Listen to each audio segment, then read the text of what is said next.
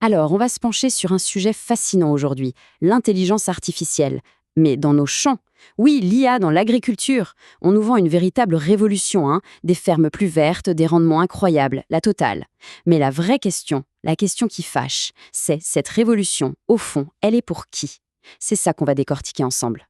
Pour bien comprendre de quoi on parle, imaginez un peu la scène. Un robot totalement autonome qui se balade dans un champ 24 heures sur 24. Il est alimenté à l'énergie solaire. Et son job, c'est de traquer la moindre mauvaise herbe et de l'arracher avec une précision, on parle de 8 millimètres. Le résultat? Franchement, c'est bluffant. Zéro herbicide et un rendement qui peut grimper de 40%. C'est pas de la science-fiction, c'est aujourd'hui. Et ça, c'est la vitrine, la promesse incroyable de cette technologie. Ok, mais concrètement, comment ça fonctionne? Quelle est la magie derrière tout ça? Eh bien, tout tient en trois mots. Une technologie qui s'appelle See and Spray, ou en bon français, voir et pulvériser. C'est le cœur du réacteur. Le vrai tour de force, c'est ce qu'on appelle la détection verre sur verre. Avant, c'était simple. La machine voyait du verre sur de la terre marron, elle pulvérisait. Facile. Mais maintenant l'IA est capable de distinguer une plante cultivée d'une mauvaise herbe, même si elles sont collées l'une à l'autre. Elle fait ça en analysant des millions d'images et elle prend sa décision en quelques millisecondes. C'est plus rapide que le temps qu'il faut pour le dire. Le processus en lui-même, il est super simple à comprendre, en trois étapes. 1. Les caméras scannent tout en temps réel. 2. L'IA analyse, repère la mauvaise herbe et décide quoi faire. Et 3. Action. Soit une microdose d'herbicide pile sur la cible, soit un petit outil mécanique qui vient l'éliminer. C'est de la précision chirurgicale, c'est net, c'est propre, c'est redoutablement efficace. Et quand on regarde les chiffres, ça donne le vertige. Regardez-moi ça. On part d'une réduction des herbicides de 95%, les coûts de main-d'œuvre qui s'effondrent de 85%, et pour les produits chimiques en général, on frôle les 99% de réduction. C'est juste énorme. Pour un agriculteur, c'est non seulement une bouffée d'air pour l'environnement, mais c'est aussi des économies massives. C'est un vrai game changer. Maintenant, mettons ça à l'échelle de la planète. Si on généralisait cette technologie, on parle de plus d'1 milliard de kilogrammes d'herbicides en moins, chaque année. 1 milliard de kilos. Imaginez un peu la quantité de produits chimiques qu'on arrêterait de déverser dans la nature. Le potentiel écologique est colossal. C'est difficile de dire le contraire. Bon, jusqu'ici, c'est le tableau idyllique, n'est-ce pas? On a envie d'y croire.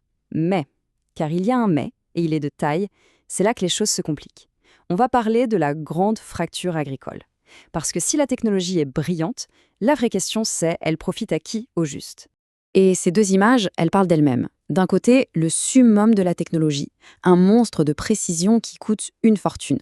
Et de l'autre, c'est le travail à la main. La réalité de la grande majorité des agriculteurs sur Terre. On a vraiment deux planètes agricoles qui ne se croiseront peut-être jamais. Et combien sont-ils sur cette deuxième planète? Regardez ce chiffre, 570 millions. C'est le nombre de petites exploitations agricoles dans le monde. Ce sont des familles, des communautés. Et ensemble, elles produisent un tiers de ce que nous mangeons tous. Un tiers! Et pourtant, de cette révolution de l'IA, pour l'instant, ils ne voient rien. Et voilà le cœur du problème.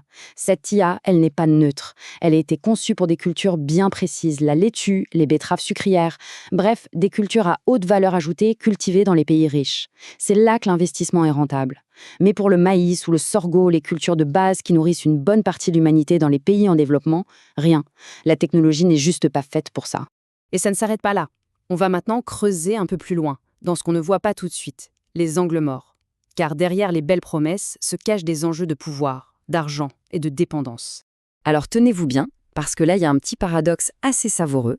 On nous vend le zéro herbicide, mais en lisant les petites lignes, on découvre que ces robots, ils fonctionnent encore mieux si on utilise un peu d'herbicide avant. Juste un traitement léger pour nettoyer le terrain et aider la machine à ne pas se tromper.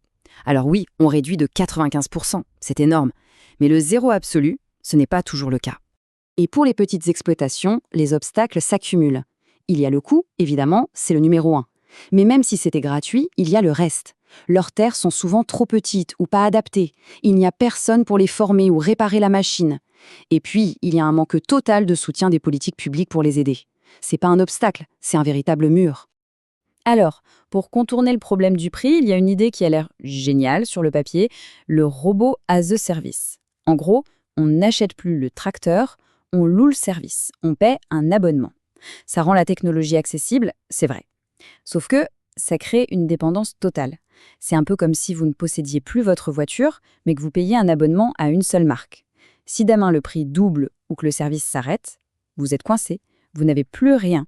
Et on arrive maintenant à la question, peut-être la plus importante de toutes, celle qui va définir l'agriculture de demain. Chaque fois que ce robot passe dans un champ, il aspire des téraoctets de données. Des infos sur le sol, les plantes, la météo, tout. Mais ces données, elles sont à qui? Parce que ces données, c'est le nouvel or noir. Celui qui les possède peut prédire les rendements mondiaux avant tout le monde, et donc jouer en bourse, influencer les prix. L'agriculteur, dans l'histoire, il donne ses données les plus précieuses, souvent sans même savoir ce qu'il signe, il perd le contrôle, il perd son autonomie. C'est un changement de pouvoir radical. On a fait le tour. On a vu la promesse, incroyable, et puis on a vu l'envers du décor. Alors on revient à notre point de départ, à cette question essentielle. Cette révolution, au final, c'est pour qui? Ne nous méprenons pas. La révolution technique, elle, est bien là. C'est un fait. Ça réduit les pesticides de façon drastique, ça baisse les coûts. Technologiquement, c'est un bond en avant. C'est indéniable. Mais est-ce qu'on peut vraiment parler de révolution alimentaire si elle ne profite qu'aux plus riches? Si elle est pensée pour les grandes exploitations californiennes et qu'elle laisse sur le bord de la route les 570 millions de petits agriculteurs qui, je le rappelle, produisent un tiers de la nourriture mondiale? Une révolution qui creuse les inégalités, est-ce que c'est encore une révolution? La question est posée.